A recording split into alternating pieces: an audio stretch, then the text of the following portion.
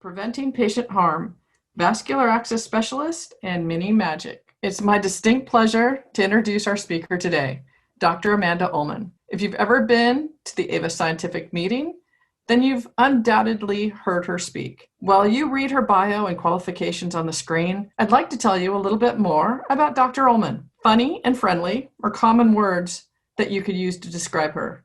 Modest, maybe. Brilliant, absolutely. Kind, sarcastic, and a lot of fun to be around, definitely. She and her family come from the land down under. Her husband, Mark, is a civil engineer, and Amanda shared that he's learned a huge amount about vascular access in the last 8 months of sharing an office. But she doesn't think he could tell you the difference between a midline and a pick, even if you offered him big dollars. Amanda is the youngest of 8 children, so that's why she chose to only have 2. Joseph, who's 10, and Mila, almost 8. The pretty fabulous. Joseph goes by Joey and plans to play for the LA Lakers. When Amanda's not working, she loves the outdoors, hiking, running, the beach, reading all books, and hanging out with the family, including her 2 ancient but beautiful miniature dachshunds. Her kids are concerned with her addiction to buying indoor plants, and they say they're worried about the house is gradually being taken over. With that bit of background, I'm happy to turn the stage over to Amanda. Please take it away. Hi, everybody. Thank you for that really kind introduction. It's such a pleasure to be with you all today. So I am Amanda Ullman. I am a pediatric nurse and I'm based in Australia, and I do work with the Alliance for Vascular Access Teaching and Research Collaborative, so known as AVATAR. So as you can tell from our funny accent, if you have any problems with translation as we go through, I apologize. I'll try not to use any terminology that doesn't translate or end up being a little bit rude when it comes to America. So I do have a couple of conflicts of interest to disclose. The AVATAR group does receive funding from vascular access product manufacturers for research and educational grants, mainly investigator-initiated grants, and we really appreciate that support. But the presentation that I'm giving today hasn't been funded by anyone. And later on, as a surprise guest, which is no longer a surprise, I am being joined by Beth Gore, and she works for AVA. Looking forward to hearing her perspective as well. Now, I needed to start with the most important thing, and that's to say thank you. Thank you for all that you have been doing for this year, which has been incredible and horrible and amazing, and seeing how everybody has risen to the challenge, but also for the work that has been accomplished over the last 10 years. Vascular Access Specialist Day is a day to celebrate the things that we have accomplished and to start to plan for what comes ahead. I'm sorry to say that in Australia we don't actually have a formal vascular access specialist day yet. We're working on it. So until we get it, we need to borrow a few. We do have pretty awesome beaches, and we have the Hemsworth brothers, so we have a few things going for us, but nothing like the vascular access specialist day. But thank you for all the work that you have done, and for my pediatric friends, thank you for the work that you have been accomplishing to ensure that our children stay safe during this crisis, as well as all the work we're doing to ensure that they don't have harm associated with their hospitalisation from their vascular access. So that thanks goes from all of us in Australia, all of us from the AVATAR group, and also everybody from AVA. We're so proud to work with you all and to be part of your really special community. What I have been amazed by is seeing the innovation that has been caused by this crisis, by this pandemic. 2 things pictured here are things that came so early in the crisis. You can see the science, the innovation. We talk about heroes wearing capes. We talk about heroes being mythical creatures, but I think that you are more than heroes. I think that you use your compassion, your science, your innovation to really think outside the box. And COVID has been a moment that we've really seen that demonstrated to its fullest. So thank you for all of this work, and look to see what's happening in the future from what we can learn from the pandemic, and hopefully in our post-pandemic world continue to use it. Realistically, COVID and thinking innovatively wasn't a big swing for us. As vascular access specialists, we have been innovating in patient safety for such a long time. We've been leading in patient safety before it was called patient safety. But sometimes we fail to sit back and truly recognize all that we have done as vascular access specialists in the field of patient safety. So how have we accomplished so much? Well, I think the number one secret to our success so far has been this. We are team players. We know that our discipline, more than just about any other discipline in healthcare, requires a team. We work with radiologists, we work with families, we work with ICU, operating theatres, ER, pharmacy, name a healthcare discipline, and we would have consulted with them in the day-to-day management of our patients and in these big picture improvements. And so we know we have the skills to communicate, and we know that that has what has caused such transformations in our healthcare. And haven't they been impressive? We were the people that stepped forward. We stepped forward and we said, healthcare associated bloodstream infection is not acceptable. Our patients, the people in our care deserve better. And when we stepped forward and we made that decision that this is not an acceptable outcome of healthcare, we then went about making improvements. So this is the CDC data on CLABSI. So I think in big picture, we often report our smaller picture CLABSI objectives about how we've changed CLABSI in individual hospitals or in a group of hospitals or in ICU or in pediatrics. But this is at a macro level. We have seen continuing reductions of CLABSIs, and these are the real data. This is not hiding things under different definitions. This isn't hiding things by changing the denominator. This is what our patients, the differences that our patients have seen. And how did we do it? We worked with our healthcare allies to identify, test, and implement improvements in skin and device decontamination, hand washing, device selection, device placement. We looked at the big picture. We looked for innovation, but we also looked for the simple things that we knew needed to be done better. The other thing that we've really targeted is healthcare-associated thrombosis. It is not acceptable. We know that many healthcare-associated thrombosis are associated with the use of vascular access devices. This includes central lines, this includes PICCs, but it also can include peripheral IV devices. So we decided as a group, we stepped forward and we worked with our colleagues to decrease healthcare-associated thrombosis. And this one's taking a bit of time, isn't it? But we are starting to see on a macro level, again, a reduction in healthcare-associated thrombosis. How have we done that? So for number one, we invented a term. We came up with a scientific philosophy, which is catheter vessel ratio. This didn't exist very long ago. We used that to then inform our catheter selection. We discussed insertion trauma, and we looked what could we do with our patients' veins to prevent this insertion trauma? How could we improve our individual practice? And we implemented ultrasound, and we taught our other clinicians, our surgeons, our intensivists, our anaesthetists, or anesthesiologists, how we should use ultrasound in our day-to-day care. We continue to test therapeutic regimes to prevent thrombosis formation. So that's the other innovations that we're still looking at, things like catheter materials and lock solutions. We haven't stopped. We're continuing to search. What we're aware of is now when we introduce one intervention to prevent one problem like CLABSI, what are the consequences? What are the consequences for our patients? So a lot of us are looking at midlines, how we can best use midline catheters in our practice, because in an attempt to reduce the big two, CLABSI and thrombosis, we have really moved to reintroduce midlines. And this has been exciting to watch, watching how our community has stepped up to look at midlines with the idea to improve patient safety. The AVA, the Vascular Access Specialist community, has been publishing. We have been testing and sharing our experiences. And we've been sharing our concerns as well as our successes. And many of these concerns has been around the increasing risk of extravasation and other concerns about our ability to insert and monitor these devices appropriately. So this has been something that we're really working on at the moment. And I tell you, vascular access specialists, we're leading the charge here. And while everybody else in our healthcare community was really, especially in nursing in particular, was obsessed with pressure injury. So I can't think of how many meetings I went to 15 years ago thinking about how we could prevent pressure injuries in healthcare. We were in the background yelling, what about extravasation and infiltration injuries?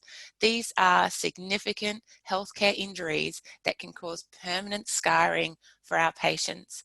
We know that we downgraded them. We made up names, other names for them. So in Australia, we rarely call them extravasation injuries. We used to call them being tissued, or we also use the word infiltrated. But extravasation means fluid that is no longer going into the vein, it's going into the tissue.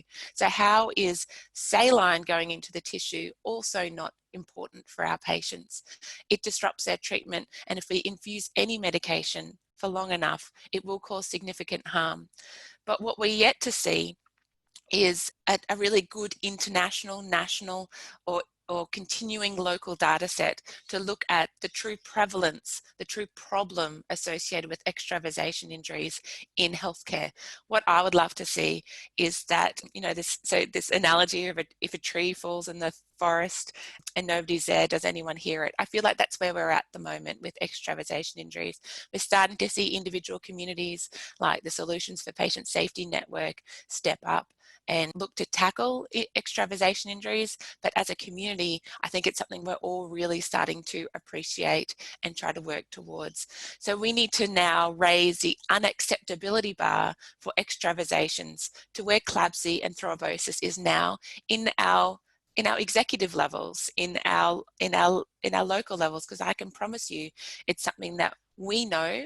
We've seen the outcome for our patients, but we've also know that our patients know and their families know. But to do this, we need data. We need powerful data. We need not only the incidence, so how many extravasations you're having in your hospital, but within how many peripheral IV devices that you're using. So that data is complex and something that we need to work towards. So let's have a quick gear shift now. Let's go back to think of who we're all here to serve, the patients and our care. So as a pediatric nurse, I have spent my clinical career caring for these kids. These kids are not all the same, but they have some things in common. But I'll give you a quick story about a child that I spend a lot of time thinking about when I'm driving my vascular access practice and research. And this is about Ethan. So probably for most people working in pediatric healthcare, I think we've all met an Ethan. So Ethan was born at 28 weeks gestation and very quickly developed necrotizing enterocolitis, requiring a significant bowel resection. Now it's 6 years later, and he's still coming to our hospital, and he requires vascular access for long-term parenteral nutrition. So Ethan's major health challenge is his venous access device associated damage. Since his birth, he has needed 21 central lines and greater than 50 peripheral devices, each requiring traumatic insertion, resulting in serious complications and causing premature device failure and removal. Total occlusion of central veins, multiple bloodstream infections, CLABSIs, and frequent catheter fractures, infiltrations, dislodgements have all resulted in significant harm to Ethan. While primarily managed at home by his mum, due to frequent admissions, Ethan and his family have had to move nearby to a tertiary hospital, and his mother has had to assume a full-time care responsibility, leaving behind a strong family support network in her regional community. So that sounds like a dramatic event, but this affects around about 20% of children that regularly access our healthcare. That's about how many children come into our hospital for really long-term vascular access dependent conditions. And what all of these children deserve, every child that accesses healthcare, whether they need a peripheral device for their short-term antibiotic administration, some fluid rehydration after their tonsillectomy, all the way through to Ethan, they all deserve our best. They deserve the best of our practice. They deserve the best of the healthcare. But do you think they're getting it at the moment? Let's have a little look at the data. Let's have a look to see how we are serving Ethan and our pediatric healthcare community. I'll start by looking at traditional peripheral IVs, we used to, other than us, I'd say much of healthcare doesn't really think very much about peripheral IVs. They're definitely a tool of the trade, but let's have a look at the data from our global. So remember, some of you may have participated in our OMG study a few years ago now, where we audited all peripheral IVs that we could come across globally, as well as our meta-analytic study, so where we bring together all the previous peripheral IV research and analyze it as a group and look to see how our peripheral IVs have performed on a global scale. So on average, we know that children need 2 peripheral IV needle sticks in order to get 1 IV, on average. So some children will get 1, some children will get 5. That means for complex children, so if you think of children like Ethan or children who've had a lot of IVs in the past, this means this actually equates to an average of 6 needle sticks per peripheral IV that's inserted.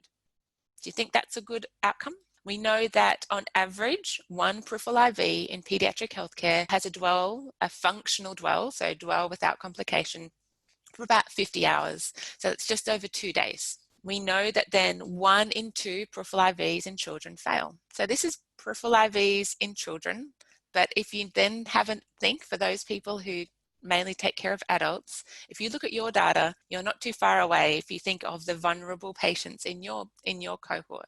So what does this mean to a child who needs to have 7 days of, for example, what we would think of as being a simple therapy, antibiotics for 7 days? So for 7 days of antibiotic therapies, this means the average child, this isn't Ethan, this is the average child, will need greater than 7 peripheral IV attempts, have greater than 3 peripheral IVs, and this is what people fail to appreciate, 4 interruptions to treatment. So if we're giving antibiotics, we're giving it IV antibiotics in particular, we're giving it for a very good reason. We know that this is an infection that's at risk of translocating to the bloodstream or going from being cellulitis to a bone infection or something quite important, going from being a UTI to pyelonephritis. So we're trying to prevent a more significant infection. If we keep disrupting their antibiotic treatment, what does that mean for that infection? What does that mean for their length of stay in hospital? What about other types of things that we're infusing peripherally?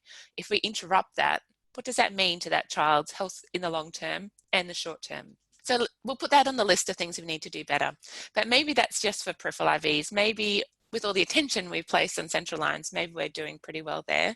If we think again of the children who need central lines, in my world, there's no innocuous reason for needing a central line. There is something pretty dramatically wrong that needs help. So that means they could have an acute illness. For example, they could have had a recent trauma that they need a lot of fluid, or sepsis, and then they need a lot of support. They could be critically unwell with that sepsis and they need inotropic support as well as complex fluid, or it could be just after a complex cardiac procedure. It could also be a chronic health condition like for Ethan. So again, we did look at this on a global scale. We brought together all of the previous literature that has ever been published in central lines and did a meta-analysis to get a true understanding of what's the real problem here. And what we demonstrated is that when we look at insertion-related complications, infections, thrombosis, occlusion, dislodgement, so the common things that go wrong with central lines, we know that 1 in 4 pediatric central lines fail prior to completion of therapy. That means in the middle of treatment for cancer, in the middle of their short-term dialysis, or in the middle of their inotropes, their line stops working. And we really have focused on infection and thrombosis like we spoke about, but what about all those other things that also cause delays to treatment, that also cause pediatric central line failure? I think the healthcare sometimes miss the complications surrounding them. These are all major patient safety events that we need to improve. And this is a graph that I may have shown before. I have been showing it for the last few years simply because I find it personally shocking. This is a Kaplan-Meier survival curve, where what they have done is taken a cohort of children who are getting treated for brain tumors, and what they've looked is at their central lines, look to see during the treatment for their brain tumors, has their treatment been disrupted because their central line has malfunctioned, so they needed to have urokinase, or it became significantly blocked and needed to be changed. And then what they did is they followed them up 5 years later. So if they had urokinase or alteplase or some form of thrombolytic agent during treatment, or they had a significant occlusion event, this reduced their survival 5 years later significantly. So that top line, the black dots, are the children that had uninterrupted treatment. The bottom line is the children who had disrupted treatment. So you can see the survival for the children with disrupted treatment was around about 45% in comparison to 80% or 75% for the children who had uninterrupted treatment. Now this data is getting a bit old, and I personally don't trust anything that has a p-value with that many zeros, because it seems like it's a bit too shocking. It can't possibly be true. And I started to think maybe this is old. Maybe this is like our old cancer treatments. We wouldn't see that today. But this is a paper that was published only this year or late last year, and it saw the same signal. Now we're looking at children in Canada, so in a highly functional healthcare system, 821 children with cancer who received TPA during their treatment or didn't receive TPA during their treatment. And look at it still. We'll still see that survival curve with the children who didn't receive TPA surviving much more, significantly more than children who had their treatment disrupted. So this is an association. This isn't necessarily causation, but it definitely should motivate us. It should motivate us to do better. And the other population that I find really shocking is if you ever are in that conversation for the child that needs a heart transplant, whether that's due to a congenital heart malformation or whether it's related to them needing a heart and lung due to having cystic fibrosis. If they have vessels that are completely occluded, central vessels that are completely occluded, this can take them off the list. This is shocking. Talk about a patient safety emergency that we fail to really appreciate. If we don't take care of these children's vessels from the moment that they're born to the moment they're transplant, which might be when they're 30. So something that adults, pediatrics, neonates really need to come together to solve this complex problem, this patient safety crisis. So this is a significant issue. This was part of the reason why we came together to create miniMAGIC. Within miniMAGIC, our goal was to create, and I think this is our goal well and truly outside of miniMAGIC, as vascular access specialists, and I think our whole AVA community, our goal is to provide vascular access without harm. We want our patients, the children in our care, the adults in our care, the neonates in our care, to receive the therapies they need via their vascular access device, which in its simplest form is a tube. We want them to receive that treatment without harm associated with that simple tube. We want them to be safe. And in order to do this, we know that we need to provide vascular access excellence. And in order to prevent this harm, we need excellence in so many levels. Within miniMAGIC, we focused on three things. We focused on excellence in device selection, excellence in device characteristics, so how many lumens they need, the size that it needs, where it should be placed, and then excellence in insertion technique. So I know there are many people listening today that are excellent. But these decisions are complex, aren't they? And we know that in order to make excellent vascular access decisions, we need a combination of many superheroes. We need a really excellent primary care physician to work together with infectious disease, to work together with pharmacy, to work together with the person actually doing the insertion, the management. And together, if they come together, they are the ultimate vascular access decision maker. This is a superhero that we actually need in our life. And I feel like I've met that superhero before. Probably didn't look a lot like that. It looked a lot more like my AVA community. When I attend the AVA conferences, I look around and I see experts in vascular access device selection, insertion, management. You guys seek out opportunities to learn about this, and we come together regularly to continue to expand our knowledge. We come together to become the most excellent vascular access specialist that we can provide. And my dream would be for every child, every patient that enters our healthcare institutions, the person that they see, the person that will make these vascular access decisions would be you, would be this vascular access superhero. However, sometimes I look more like this. We know that many vascular access decisions are not made by experts. They aren't necessarily people who have been doing this for a long time and keep up to date on the evidence as it evolves and expands their horizons regularly. Instead, I look around our emergency and I feel like that they look like they finished primary school last year. And realistically, This is true healthcare. Not all decisions are constantly made by experts. I think we need to work towards that. And I feel like, there's a lot of people doing great work to make that happen. But until that can happen, we need to ensure that everybody can have that same level of expert knowledge as simply as possible. And that's really what the INS guidelines are, the AVA guidelines are. It takes the expertise of our community and it puts it on a page, and it allows us to walk around with confidence and share that information with other people. And somebody who did that for device selection in adults is our own magician, who I hope you recognize here. I'm sure he would love this photo. I don't know if he remembers it being taken, but this is Dr. Vineet Chopra, who led the development of the Michigan Appropriateness Guide for Intravenous Catheters, which was, of course, designed to improve device selection in adults, hospitalized adults, including within intensive care. It was amazing. What has been truly amazing to see is not only how that has prompted so many discussions in our community about individual recommendations, but what has been truly amazing is, and I don't know if many of you have seen this data before, what we're starting to see now is not just how MAGIC has changed device appropriateness, so helping people raise the bar for everybody to increase their expectations for devices, but also what that has meant for those big three, for how many complications are the patients actually developing with their devices. So this is the data we're starting to see now. This paper was published actually as an editorial in BMJ Quality and Safety. So that's the top ranked quality and safety journal in the world. And so this is a special paper where he gave us a hint. Vineet gave us a hint of how MAGIC has transformed clinical outcomes, patient safety outcomes in Michigan. And what you see with the orange bar is the appropriateness of PICS increasing, and what the blue bar is the complication rate continuing to decrease. Now, this is a very simple interpretation of what is a very large and complex data set, and there's more exciting information to come here. It's really, truly exciting to see how that has transformed our patients' healthcare journey.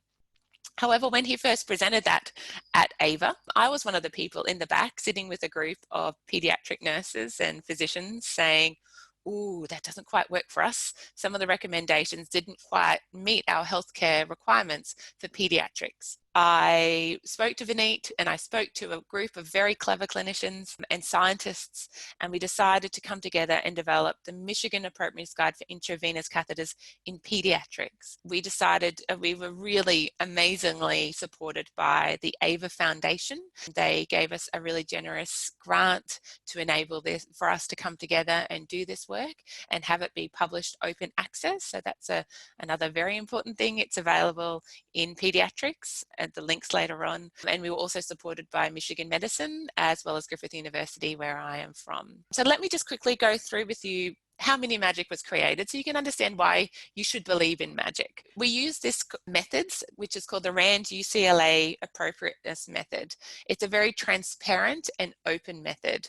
The idea is it has been used 479 times before, and that has been used to create recommendations ranging from how we should use urinary catheters to complex cardiac procedures to how we should go about doing, all manner of things, including OBGYN. It was developed, as you can tell, within UCLA, and it has this great combination of taking the best evidence available, but also the best people available, because there's nothing worse than evidence that isn't practical. You know, when you read a paper and you're like, well, that's great, but what does that actually mean to me? So what happens is that you take that, a systematic review of previous research, and you give it to the experts, which are then interpreted into to clear recommendations. So the idea is that all of these recommendations are very practical and achievable in everyday healthcare.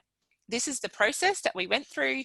There was clear definitions of scope, information synthesis, panel engagement, scenarios. So I'll go through a little bit of this step by step, because what I want to highlight for you all is that we have done this for miniMAGIC and MAGIC, but there are many other aspects of vascular access practice that need to go through something like this. We need to look at the best evidence available. We need to interpret it and provide clear recommendations for everybody, not just us. So I really hope that this is something that you find useful and maybe applicable to something that you can do locally. And if anybody has any questions about how to go about this, really happy to work with you as you work through it. So as I mentioned earlier, our goal was excellence in device selection, device characteristics, and insertion. And that provided us with a really clear scope of clinical scenarios we needed to work up. We wanted to do everything. We wanted to do when should we remove a device? How should we manage a device? But we decided for the purposes of miniMAGIC, we needed to keep it achievable. And we also didn't want to replicate some really great work that had already been done by the INS, by the other communities, other guidelines that were available. So we were looking for where the gaps were in the current recommendations. And this is what we came up with. We also really clearly defined the population to which this would serve. So in majority of Australian and American hospitals, neonates are taken care of. So neonates born and requiring care immediately after birth, so due to prematurity or something, trauma associated with childbirth or a severe congenital abnormality that requires admission to a neonatal intensive care. That's not the community that we were attempting to serve with miniMAGIC. We were focusing on general hospitalized pediatrics. So that means from discharge from a maternity hospital all the way through to when you would normally transition to adult care at around about 18. So those tiny little 1 kilos, I'm afraid we're thinking that might be microMAGIC or nanoMAGIC, but it isn't miniMAGIC. The scope of this is general pediatrics. We also defined some specific high specialty populations that we needed to serve. This included, so some of this came from those scenarios we spoke about earlier. We know that children with congenital cardiac conditions have specialised needs and risks. So we gave separate recommendations for them. For those who are critically ill, and we're talking about critical illness, we're not talking about admission to intensive care, we're talking about children from the moment that they're critically ill presenting to emergency. They can be in theatre, they can also be in intensive care. We also specialise oncology and haematology population as a subgroup that has its own risks. And the other population that we were really excited to serve was that population of long-term vascular access dependent conditions. So that's Ethan, but that's the children with cystic fibrosis. It's also the children that need to get immunoglobulin monthly. So children that we know that will need vascular access for greater than a year, and they don't meet the other subgroup. They need specialised care, and that includes patients with difficult IV access within there as well. So there were our 5 major groups. We did a large systematic review that if you feel like reading it, it's very long and it's very detailed, and it hopefully has some really useful information where we really pulled, so it included 138 previously published articles, and you can see those same populations and key questions that we answered the whole way through. And that's done in a very open manner. You can see how we identify these articles, why articles were included, why articles weren't. We synthesized those recommendations down into some so each panelist had to read every article plus the summary. So feel sorry for the panelists for a moment, but this is the panel that we put together. We recognized, like I said it right at the beginning, vascular access specialists involve a huge amount of different groups.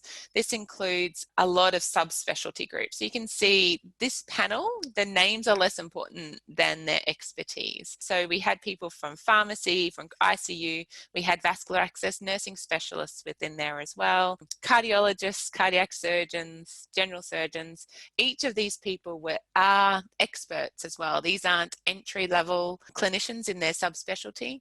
These are highly skilled. Each has published widely on vascular access and has contributed significantly to our practice. We also included somebody from a regional hospital, which we thought was really vital to ensure that if our goal is to provide this information outside of tertiary healthcare, we need to make sure that it is relevant and pragmatic outside of tertiary healthcare. In the centre of this is our parent, Beth, who will be speaking later. So she was a non-voting panellist, but you'll see later she really provided us with such an important focus on how these recommendations need to be carried out and how important they were and how we needed to continue to press on. We developed these clinical scenarios. So clinical scenarios were developed initially. We took the MAGIC clinical scenarios, We then went through our systematic review and panel expert opinion to develop our 3 major domains. We put them through patient subspecialties and patient ages. So we defined ours. We knew that in pediatrics, within our general population, many of our decisions needed to be based on whether the child is a neonate. So remember, neonates after NICU, so less than 31 days of age, whether they're an infant, so less than 1, or whether they're a child or adolescent, so greater than 1. And as well as our subpopulations. For some, subpopulation weight was more important than age. So for example, in oncology, we spent a lot of time thinking about less than 10 kilo versus greater than 10 kilo child. For cardiac, age was less important than what stage of repair they were at. So were they, for our functional univentricular hearts, were they before their Norwood or after their Norwood procedure? So that was the importance. We did look to that level of detail. So the clinical scenarios looked like this. So looking at the appropriateness. So when you talk about appropriateness, I think some people don't understand what that term really means.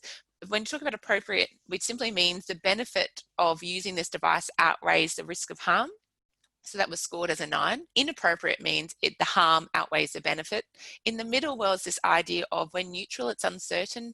We may use it sometimes if we have to. There's no evidence to say it's harmful, or we use it as an option sometimes. And we also had this important idea so every single panelist went about voting on 1,234 clinical scenarios about each of these devices. For example, for an infant with a peripherally compatible infusate who is in a general hospital and a duration of 5 days or less, is that peripheral IV appropriate or inappropriate on a 1 to 9 scale? So they went through that over 1,000 times.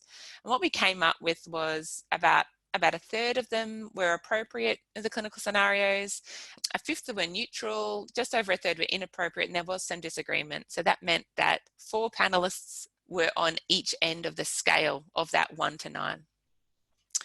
Then after they'd done their individual, so they did all that electronically, and we then came together in a group. As you can see from this, so we actually did that in Michigan in February last year, and we came together and we discussed through the clinical scenarios, and each expert had the opportunity to discuss their perspective. If there are disagreements, we really made sure that we understood why there was disagreement. And in the center of those conversations was Beth, to help keep us on task. And that was just such an exciting experience to go through. At the end of that 2-day meeting, so we went through those over 1,000 scenarios in 2 days. As you can imagine, that was quite exhausting, but just so exhilarating. We actually got rid of some of the clinical scenarios. So we were able to combine some scenarios. For example, we combined child and adolescent to group them together for our general hospitalized patients. We also had to change some of our definitions surrounding age to ensure that we matched better with the cardiac cohort and other things. What we saw is that we increased our clarity. We saw a decrease in neutral and uncertain recommendations. We saw a decrease in disagreement. So overall, we had much more clear scenarios, clear recommendations to put forward to you all. And that was what we then put together and published in, so the journal is called Pediatrics. We published it in a dedicated supplement, including all of the methods we went about, our systematic review, and the actual recommendations. We have now summarized our miniMAGIC recommendations in an app. The Google app is now ready. So if you are an Android user, you can go to the Google Play site, search miniMAGIC, and it is available. We're still negotiating with Apple to get it approved, but hopefully that will come soon, and we will let the AVA community know when it is available. All of that time I spent talking about miniMAGIC methods was for 2 reasons. I want you to understand why you should believe in it. I want you to understand that we've done this using really rigorous methods, but also really pragmatic rationale. We've done it because it's important. We've done it because this is a patient safety crisis. That's the next goal, which is it's not only so you believe in it. I want you to understand why we should continue to do projects like this. We can continue to use these methods that really work, that really do provide important recommendations to our community, but also the community to which we serve, our patients and our healthcare. I'm just going to give you a quick summary of just a couple of recommendations. So this is the way in which we've provided these recommendations based outwards. So we've given a rationale for why we have made these recommendations, but we've also provided, so it goes via, really simple mapping. So the idea is, if you are confronted with a hospitalized full-term neonate or a hospitalized infant, if you've got a peripherally compatible infusate, and you know the predicted duration of the therapy, these are the devices that are green, good, red, bad, orange, maybe. We don't really, this is uncertain. The uncertain also provides us opportunities to do more work here. As you can see, so you actually, if you do some mapping between hospitalized children and adolescents to MAGIC, the recommendations are quite similar, but we are a little bit more gentle when it comes to when we should start using a PIC. We have some more levels of uncertainty, but that's mainly because we don't really have the data on midline catheters, for example, in this population of pediatrics. We need our vascular access community to continue to publish so we can get rid of those areas of uncertainty. We'd love this to be red and green, wouldn't we? We'd love real ideas of when this is right and when this is wrong, but we're just not there yet. We have individual recommendations for all those subpopulations. That would take me a very long time for me to go through each of them, but their major principles are of what we've spoken about before. We want to prevent harm for these children, and then we know in order to do that, we actually have to think across a lot of complex risks. We don't just think about CLABSI. We don't just think about thrombosis. We don't just think about occlusion. We also think about what the patient needs, what's going to make their quality of life better, as well as their quantity of life. We make sure that within each of these decisions, there is a discussion with the family. We also recognise that there frequently needs to be a discussion with infectious disease physicians or forward planners, who are the people who are going to be responsible for managing these health conditions in the future. I hope you feel at the end of this going to read miniMAGIC is something that will be useful to you, whether you're currently working in adults or pediatrics, for many reasons, but mainly on the idea that this is something that is important to us. We have put together some targets. When you look at over 700 recommendations for clinical practice, you kind of just go, oh my God, where can we start? So what we've started to put together, as the panel has put together, are our targets. Other people would think of this, the analogy of low-hanging fruit. So these are the things that we know are impactful, so we know that they will make a difference for our children. They're also achievable. So we can look at this now in our hospital and it won't kill us, it will only make us stronger. So let's start looking at peripheral devices receiving peripherally incompatible therapies. Doesn't that sound simple? It isn't. So if you look at the recent work happening around what is peripherally compatible, what is peripherally incompatible, find the book that tells you all of the infusates that can be given peripherally. It doesn't exist. So some work needs to be done here, but what we can do is, do some mapping to ensure our everyday devices are used appropriately for that. Look at the PICs with less than 7-day dwell that are used for peripherally compatible therapies. They are not indicated. We need to look at different devices for that indication. Just in case multi-lumen PICs. This is something that we see constantly, isn't it? And it's a negotiation and a temptation, really, isn't it? I'm an ICU. I come from the ICU. I think there was nothing that made me pull my hair out more than when somebody inserted a single lumen anything, because you're like, we're going to need more. If you need more, absolutely insert more. But these just in case lumens will result in harm without benefit. It is inappropriate. We need to remove the idea that landmark insertion of peripheral IVs for children and adults, I think, with difficult IV access is no longer acceptable. It is inappropriate. We know that it takes us too many attempts, so we need to look at how we can develop a workforce that is skilled in ultrasound and near-infrared guidance. So landmark insertion of peripheral IVs is inappropriate. And we need to look at peripheral IVs that are inserted in some suboptimal places on first attempt or second attempt. We know that if we use ultrasound technology, we can insert in the forearm. We just need to be skilled practitioners. So we need to look at where we're inserting devices, so that the low-hanging fruit is the antecubital peripheral IVs. Why is that the first step in emergency? It's because they don't have the education and the skills. Even inserting over the risk, any insertion over a joint should be considered inappropriate. Now, these are things that you guys already knew, I bet you. This isn't like, oh my goodness, I didn't know that these are the results. You knew this, but now we have guidelines that we can now take forward, target, the easy improvements in patient safety for when you're not around.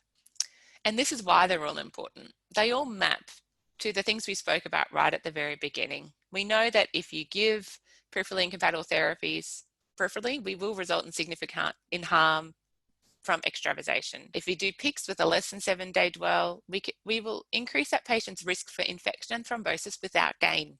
Just in case our multi-lumen PICCs do result in increased infections and thrombosis. So let's get rid of those, and we'll see that signal straight away. The landmark insertion peripheral IVs, if we get rid of that, we will reduce peripheral IV insertion attempts. We know that our children can go down from an average of 2, or so for our divas, an average of 6 IV insertion attempts, we can get that down to 1 or 2. What a great outcome for children and for other divas in our community. Peripheral IVs in suboptimal places, that will result in a reduced extravasation. It will result in reduced device failure. Device failure, if we reduce that, it's such a sequelae, isn't it? We know that we will reduce their need for another peripheral device, or we can't get that peripheral device in, so we have to go to a more invasive device like a midline.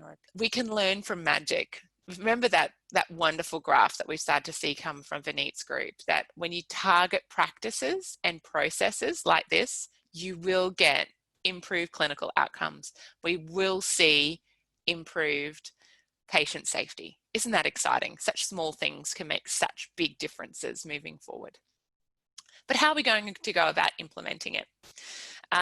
So we need to look at our strengths. So we've spoken earlier about our data. We need data. And for those who reported excellent in that earlier poll, ensure that, have a little think now, do you actually have enough information about your peripheral IV prevalence, about your use of those processes? Do you record how many IVs are inserted with ultrasound guidance, where they're placed, the infusates that are being administered that may result in extravasation?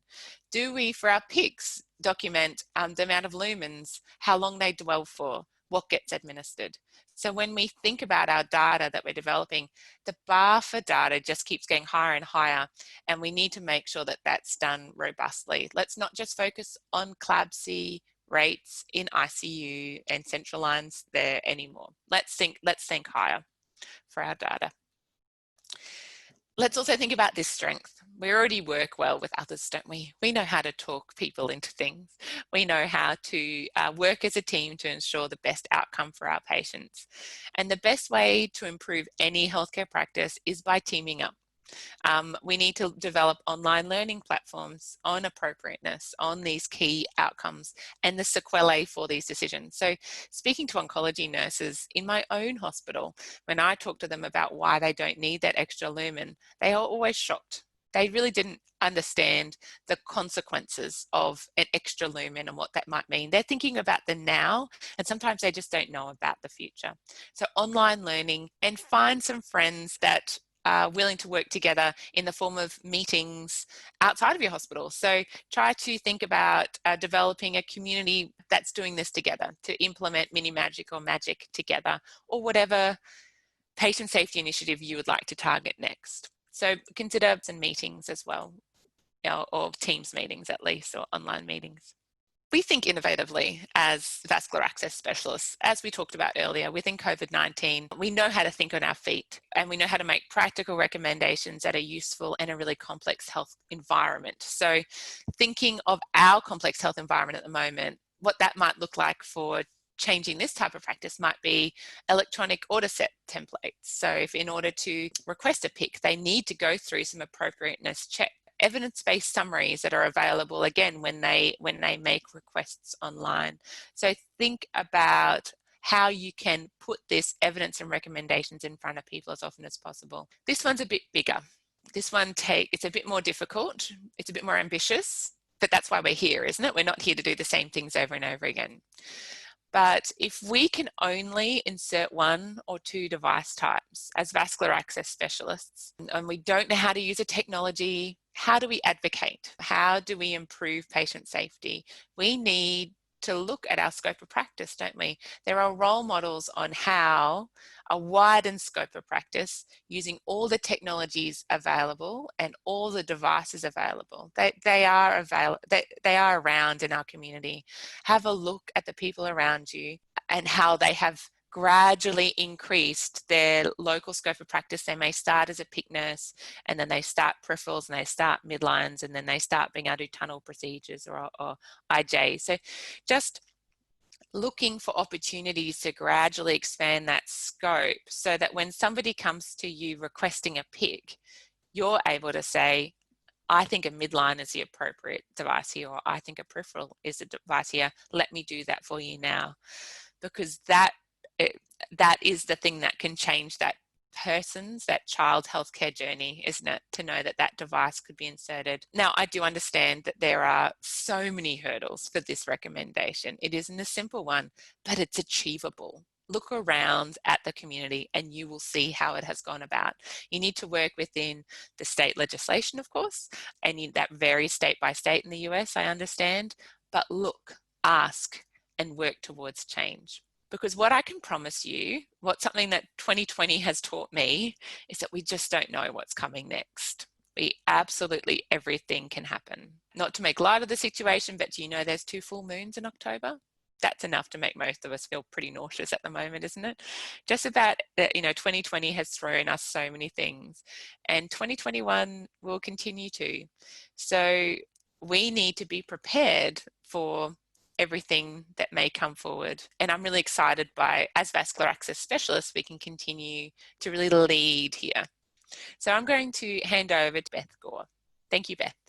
Thank you, Amanda, for letting me say a few words about my experience, because one of the things that was really amazing to me was that Amanda gave me the opportunity to open and close everyday session while we were in Michigan. And I was so honored and humbled to be selected for the voice of the patient and caregiver, because I took that responsibility seriously.